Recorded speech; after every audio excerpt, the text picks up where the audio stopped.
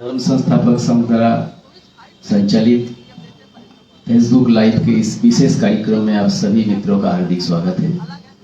जैसे कि आप सभी लोग जानते हैं कि प्रति रविवार ये फेसबुक लाइव कार्यक्रम परम पूज्य श्री गुरुदेव जी द्वारा संबोधित किए जाते हैं। इसमें समाज में विभिन्न समस्याओं से संबंधित प्रश्न पर चर्चा होते रहता है।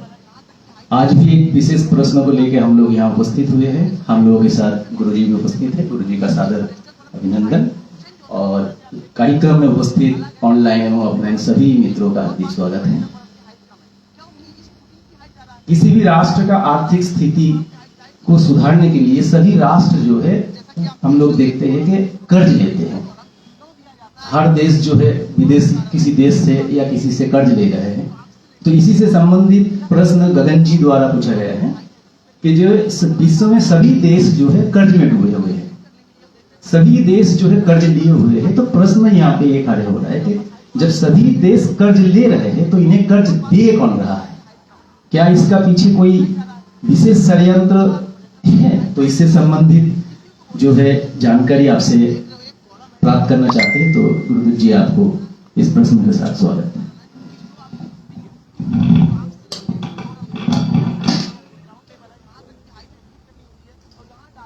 यह बात ठीक है कि आजकल जितने भी देश हैं तो उसमें अधिकांश या सभी कर्ज में डूबे हुए हैं और खास तौर से वे देश भी पूरी तरह से कर्ज में डूबे हुए हैं जो जाने कितनी ऐड देते रहते हैं दूसरे कंट्रीज को और बहुत विकसित भी हो चुके हैं। इसके बावजूद उनको कर्ज की जरूरत महसूस होती है। तो जो इतने बड़े बड़े देश जिसमें अमेरिका, जापान जो अतिशय समृद्ध हैं, छोटे मोटे देशों का तो ठीक है, जो बहुत बड़ी इकोनॉमी है उनका इंफ्रास्ट्रक्चर बहुत हो गया है, आर्थिक विकास में वो आसमान की ऊंचाइयां छू रहे हैं, वे सारे कर्ज में डूबे हुए हैं।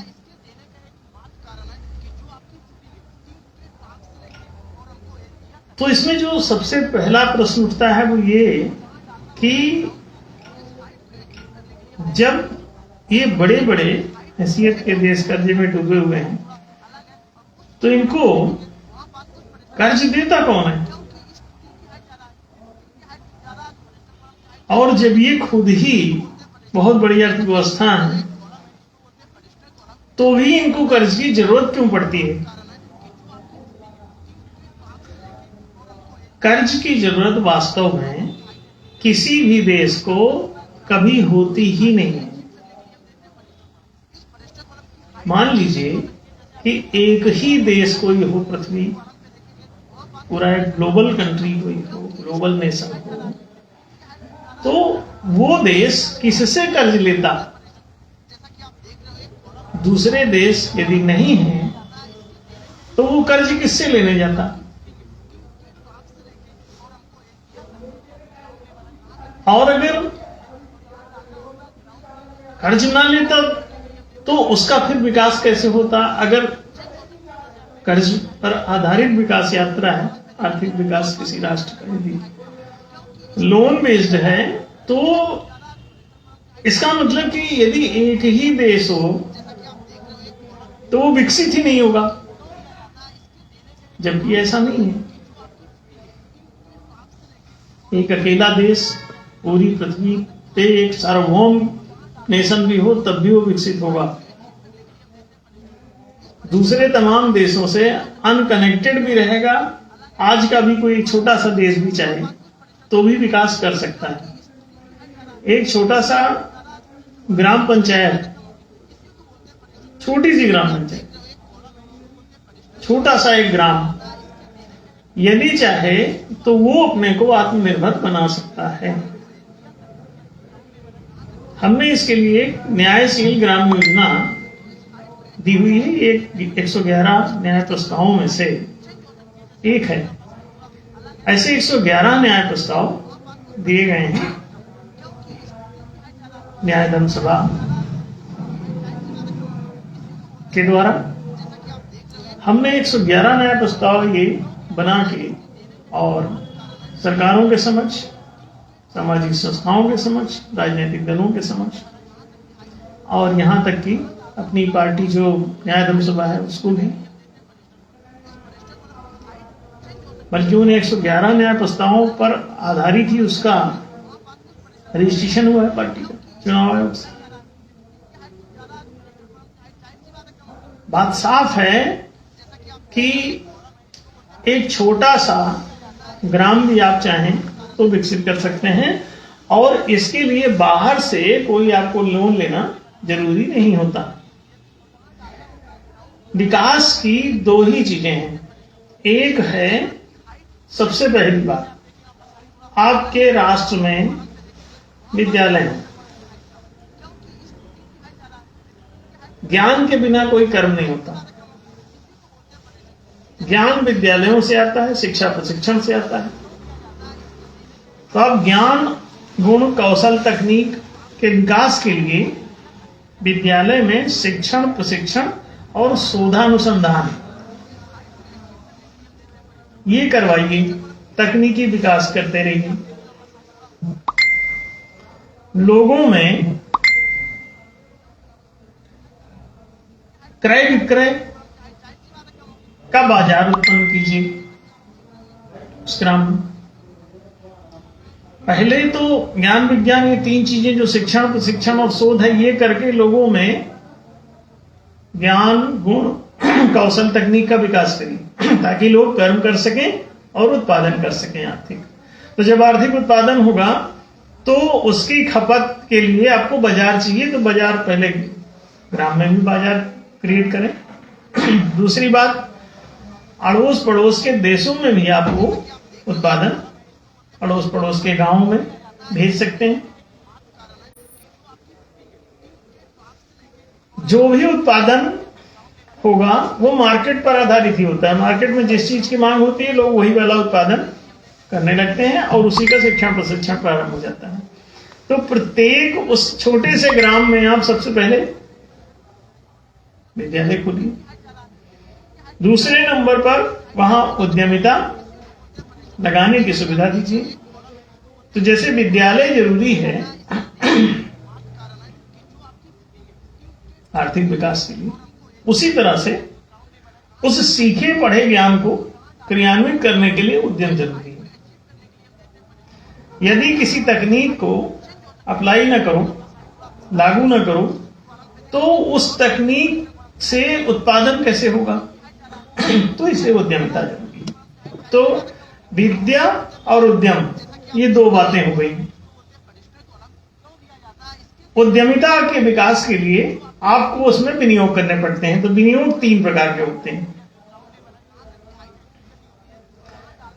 श्रम का विनियोग, पूंजी का विनियोग और बाहरी जो सरकारी या सामाजिक सेवाएं हैं, सुविधाएं हैं, उनका विनियोग। तीन चीजों के विनियोग करने पर उद्यम प्रारंभ हो जाता है।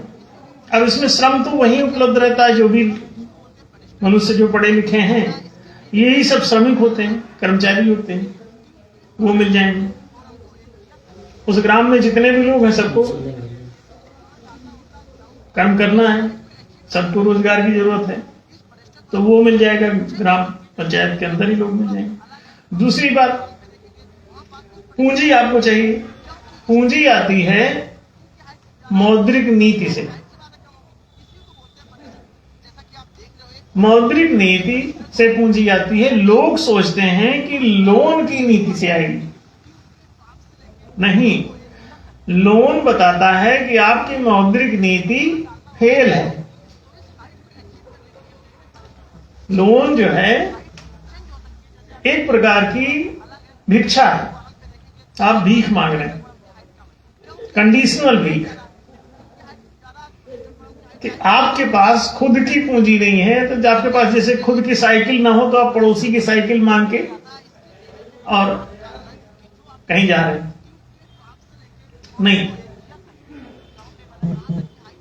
आपके पास आपके देश की कोई ना कोई मुद्रा होती है, मुद्रा चल रही है, तो आप एक सॉवरेन कंट्री है जिसको अपनी मुद्रा चलाने का अधिकार है। तो ये मौद्रिक नीति का सवाल है। मुद्रा का पूंजी में परिवर्तन होता है। कैसे होता है? आपके पास जितने भी स्थूल संसाधन होते हैं, उन सभी स्थूल संसाधनों का आप मौद्रीकरण कर सकते हैं, द्रवीकरण कर सकते हैं, तरलीकरण कर सकते हैं, लिक्विफिकेशन कर सकते हैं। आप उसको लिक्विफाई कर लीजिए, लिक्विडिटी बना लीजिए। तो आपको जरूरत होती है लिक्विडिटी की, लोन की नहीं। लोन की जरूरत ही नहीं। आपके पास जो भी भौतिक संसाधन हैं उनका मौद्रीकरण कर लीजिए, मुद्रा में परिवर्तित कर लीजिए, वो पूंजी हो जाएगा। फिर उस पूंजी से उद्यम के लिए जरूरी जो भी रिसोर्सेस हैं वो सब आपको मिल जाएंगे। उस पूंजी से आप श्रमिक को वेतन दे देंगे, श्रमिक मिल जाएंगे। उस पूंजी से आप दुकान बनाना चाहते हैं, कारखाना खोलना चाहते हैं, मशीनें लाना चाहते हैं, whatever you need to establish an enterprise, you will purchase by that capital, whichever has been achieved by you through liquidization system, liquidity के रूप में जो आपने पूंजी प्राप्त करी है उसको आप इस्तेमाल कीजिए, उद्यम लगाइए। उद्यम के लिए आपको कहीं दुकान की जरूरत है, शोरूम की जरूरत है, आपको कुछ भी आपको मशीन की जरूरत है कि आप एक चक्की लगाना चाहते हैं, तो चक्की की आपको 25,000 रुपए की जरूरत पड़ेगी कि एक चक्की ले आओ, 25,000 50,000 जितने की आती है। तो आप उसके लिए वो आप 25-50,000 जो भी जरूरत है पूंजी, आप उसको जाइए और अगर उपलब्ध है पूंजी तो आप ले आइए। ये पूंजी की उपलब्धता का सिद्धांत जिसको नहीं आता अथवा जिसको आता है और उसे अप्लाई नहीं करता, लागू नहीं करता। मान लीजिए कि आपको दूध से दही बनाना नहीं आता, तो आप दही का इस्तेमाल नहीं कर पा रहे होंगे, या फिर आप दूध से दही बनाना जानते तो हैं लेकिन जानबूझ के आप अपना दूध रखे हुए हैं और वो खराब कर रहे हैं और उसको दही नहीं जमा रहे हैं, तो जमा पूंजी मिल रही है। कह रहे हैं दूध तो है लेकिन दही की जो जरूरत है, तो दही आप दूध रख देते हैं अपना और वो सड़ता रहता है, खराब होता रहता है, फट जाता है, लेकिन आप उसे जमा नहीं रहे हैं। अब क्या होगा? आप कटोरा लेके दही मांगने चले घर से, इसीलिए हमने कहा भिक्षावृत्ति है। आया ना कटोरा? लोन एक भीख है और वो भी कंडीशनल। सामान्य भीख तो ये है कि उसको ले आए बदले में कुछ देना भी नहीं। सामान्य भिखारी कैसा होता है कि आपने उसको दे दिया 10 रुपए, उसकी कटोरे में फेंक दिया और उसका कोई ब्याज वाज, कोई बदले में रेंट, किराया, इंटरेस्ट कुछ आपको नहीं लेना, शुल्क या टैक्स, है ना। और ये कंडीशनल भिक्षावृत्ति। आप कटोरा लिए घूम रहे हैं, आप IMF के पास खड़े हैं, आप विश्व बैंक के पास खड़े हैं, आप जो है यहां से भाग के अमेरिका के पास खड़े हैं, तो आप किसी पड़ोसी देश से भीख मांग रहे हैं, किसी अड़ोसी से मांग रहे हैं, तो आप चारों तरफ पड़ोस और पर पड़ोस कटोरा लेके घूम रहे। अच्छा, दूध है घर में, गाय भैंस बंधी हुई, दूध दे रही है, दही नहीं है भाई। जब तुम्हारे पास गाय भैंस बंधी है, दूध हो रहा है, तो जमा लो। तो कहोगे हमको आता नहीं, आता नहीं तो किसी से पूछ लो। जो भी दही बनाने का कोई तो विद्वान होगा पृथ्वी पर।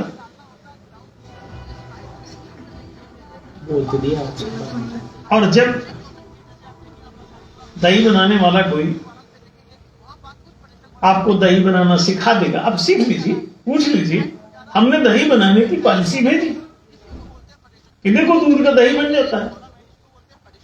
कोई भी ठोस संपदा का तरलीकरण हो जाता है, दहीकरण हो जाता है।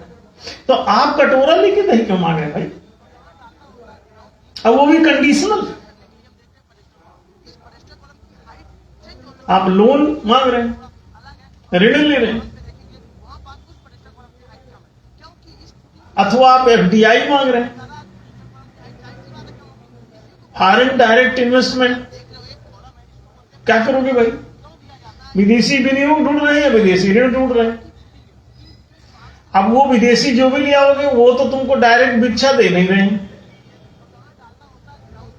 हर की पैड़ी वाले जैसे वहां अपना डायरेक्ट ले लिया और कुछ बाद में कुछ बकाया न रहा।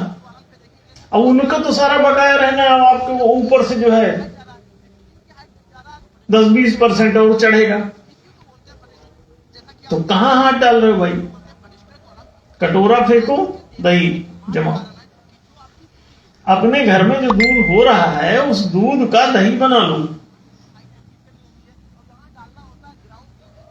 आप बर्फ रखी है, आप पानी बनाना नहीं जानते हैं, समझिए इसे।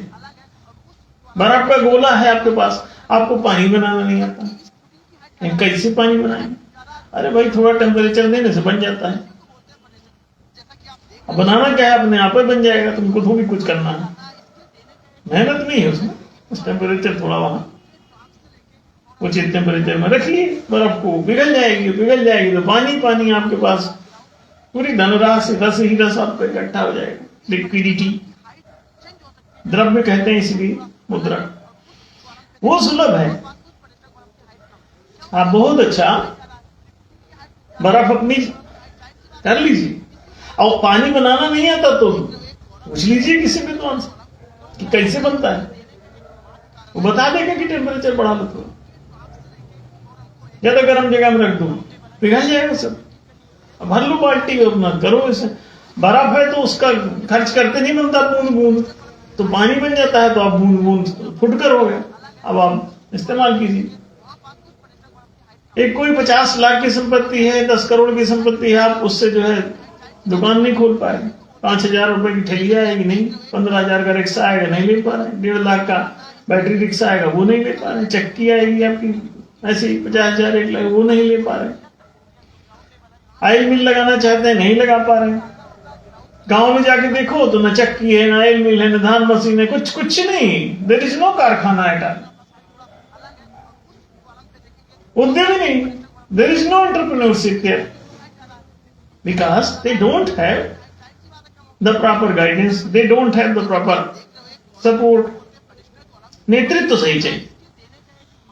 सही नेता जब तक नहीं पैदा हो जाता तो अब अंधोबंधा ठेलिया सबरे कुपणम, अंधी प्रजा और अंधा राजा। तो धृतराष्ट्र जब तुम्हारा अंधा है तब तो फिर एक ही चीज होगी वहां पे, महाभारत का युद्ध, लड़ मरो कौरव पांडव। नहीं, नेत्रवान नेतृत्व उत्पन्न करो। नेत्रहीन राजा का मतलब होता है मंत्री विहीन राजा, जिसका कोई योग्य नेत्रवान मंत्री नहीं है तो नेतृत्व तो उसके पास नहीं, सही मंत्रणा सलाह परामर्श नहीं मिल रहा है उसको, नीतियां सही नहीं मिल रही तो वो लागू नहीं। मौद्रिक नीति ये लागू करते ही आप आश्चर्यचकित होंगे। कितनी भी मुद्रा बनाई जा सकती है, पूंजी अपने देश के अंदर ही no loan is required, no FDI is required, कोई विदेशी ऋण नहीं, कोई विदेशी विनियोग नहीं चाहिए, just you require the proper monetary policy, justifiable monetary policy required, आप उसे इम्प्लीमेंट करिए। नहीं आता हमसे पूछ लीजिए, जिस भी कंट्री को तरक्की करनी है हमसे बात करें, हम तो बोलते रहते हैं। पिछड़े से पिछड़े कंट्री को जिसको जरूरत है वो हमसे पूछ ले, अब वो डेवलप हो जाएगा, अमेरिका जैसा डेवलप हो जाएगा, अमेरिका से ज्यादा डेवलप हो जाएगा, चीन से ज्यादा डेवलप हो जाएगा। हम तो भारत सरकारों को अच्छे दे रहे हैं पॉलिसी, अब गारंटी देते हैं विकास ना हो जाए तो हमको बताएं, लेकिन जिनको गरीबी में पड़े रहना है, भूखमरी में पड़े रहना है, बर्बाद ही होना है, अब जानबूझ के कर रहे हैं। दरअसल हमने आपको पहले बताया कि एक तो आपको नहीं आता है, नहीं पता है कि कैसे बर्फ का द्रवीकरण होगा, कैसे पानी बनेगा, नहीं पता है, तो ये मूर्खावस्था है। तो चलो इसका तो हल है कि किसी से जानकारी ले लिया तो इस मूर्खता का अंत हो गया, अज्ञान मिटाया जा सकता है। लेकिन अगर किसी को पता है कि ये बर्फ का द्रवीकरण कैसे होता है, फिर भी जानते हुए भी टेम्परेचर नहीं बढ़ा रहा है, सूरज के सामने नहीं रख रहा है, और कटोरा लेके घूम रहा है, बर्फ का गोला रखा है और पानी कटोरा लेके भीख मांग रहा है, अब वो भी कंडीशंस आर देयर कि you will have to pay profits, you will have to pay interest, ब्याज, you will have to pay some taxes, you will have to pay some other things. जाने कितना फीस, शुल्क और tax और profit. आप FDI आता है तो प्रॉफिट भी ऐसे, प्रॉफिट के एग्रीमेंट होते हैं कि इतना कम से कम आप हमको ये फैसिलिटी देंगे, इतना प्रॉफिट रेशियो हमारा मेंटेन रखेंगे तो हम विनियोग करेंगे, नहीं तो क्यों करेगा वो। तो आपको बिना कंडीशन के आपको कुछ मिलेगा नहीं। भीख मांगने जाओगे तो ये तो मालिक फिर वो हो गया ना, तुम तो भिखारी हो गए और तुमको गुलाम होना पड़ेगा उसका, और उसके शर्तों पर वो बीन बजाएगा, तुम सांप की तरह नाचो। कुछ बोलोगे तो डंडा भी तुम्हारे फन पे मार देगा,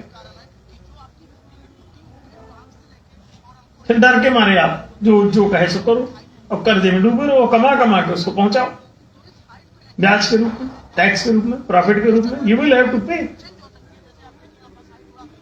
तो जरूरत ही नहीं थी।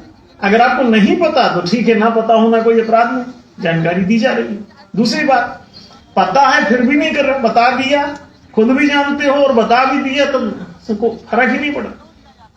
इसका मतलब इसमें कुछ लफड़ा है। अब लफड़ा क्या है ये समझ लें। कर्जा क्यों लेता है कोई? अपने पास धन होते हुए भी, पूरा बजट होते हुए भी लोग कर्ज ले आते हैं। चक्कर क्या है इसका? अपने पैसे को, अगर जो बजट वाला पैसा है अगर उससे काम कर दिया तो उन्हें क्या फायदा होगा? ये जब कर्ज ले आएंगे अपने लोगों का, उस पर कर्ज दिखा देंगे, उसके जरिए कोई अपना निर्माण दिखाएंगे, और ये वाला पैसा ब्याज में देंगे जो रखे हैं अपने पास बजट का पैसा। इस समय 15-20% अपने टोटल बजट का ब्याज में जाना शुरू हो गया है। पाकिस्तान का तो शायद 100% ना हो गया हो, इसलिए इस समय भिखारी हो गया है। ऐसा जाते जाते आप एकदम चुस जाते हैं, आपके पास कुछ बचता ही नहीं। ऐसी दशा में आपके देश में एक एक रोटी की मोहताजगी, इसमें आटा नहीं मिल रहा, पाकिस्तान में तेल नहीं मिल रहा है, सब चीजें इतनी महंगी हो गई कि हालत पंचर हो गई। अब विचार करके देख लीजिए, श्रीलंका का बुरा हाल आपने देख लिया, वहां महंगाई की पराकाष्ठा हो गई, हर चीज दुर्लभ हो गई। कैसे? आप बाहर से आयात करके माल ला रहे थे, अपनी उद्यमिता पूंजी लगा के नहीं लगा रहे थे। तो गांव गांव में कहीं उद्यम नहीं है, हर ग्राम पंचायत उद्यम विहीन है, बेरोजगार लोग पड़े। कर्म उनका निरर्थक जा रहा है। खाना तो खाएंगे, कपड़ा तो पहनेंगे, मकान, रोटी, कपड़ा, सड़क सब चाहिए, बिजली चाहिए, पानी चाहिए, जिंदे रहने के लिए उपभोग तो करोगे ही, लेकिन कर्म जो है नहीं दोगे तो कर्म किए बिना युवा सब टहल रहे। 80% युवा इस समय कर्महीन है, काम उनको दिए नहीं जा रहा। ऐसे ही खाना करें तो कह रहे 5-5 किलो ले लो राशन, काम मत करो, बेरोजगारी भत्ता ले लो, काम नहीं है। अरे काम तो एक्सेस रहता है सदा, काम कैसे कम हुआ, रोजगार कैसे कम हुआ? रोजगार तो हमेशा एक्सेस है। हम तो सरकार को कह रहे हैं कि हमको एनओसी दे दे, अगर हम सबको रोजगार ना देंगे तो बताएं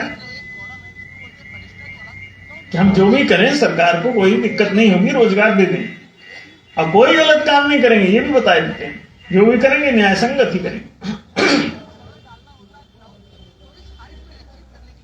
जो भी करेंगे न्यायोचित होगा, गारंटी देते हैं। सबको शिक्षा दी जा सकती है, सबको रोजगार दिया जा सकता है। दोनों चीजें, आप एक विद्यालय खोल दीजिए, एक उद्यम खोल दीजिए, सभी गांव का उद्धार हो जाएगा, पूरे देश का उद्धार हो जाएगा, पूरी दुनिया का उद्धार हो जाएगा। कोई किसी से कर्जा लेने की जरूरत नहीं। कर्जा जैसे आपके नाम पे पहले कर्जा चढ़ा दिया, यहां जो उपलब्ध है बजट उससे काम करने के बजाय आपसे कर्जा लिया गया और उससे इधर किया गया, और इस वाले पैसे से आपको ब्याज दे रहे हैं। समझिए, ये जो बजट का पैसा है देसी अपना, उससे ब्याज चुकाएंगे और आपका इन्वेस्ट उधर से आपका हम ले आएंगे लोन, और ला करके अगर ऐसा करेंगे कि वो उसमें खर्च हो जाए, और खर्चा उस वाले लोन वाले पैसे को दिखाया बदमाशों ने, और फिर उसके बाद अपने पास जो धन है पूंजी उसको उसके खाते में जमा किया। तो ये जो वहां पे आप लाखों करोड़ों रुपए ब्याज में चुका रहे हो, उसी से काम कर लो,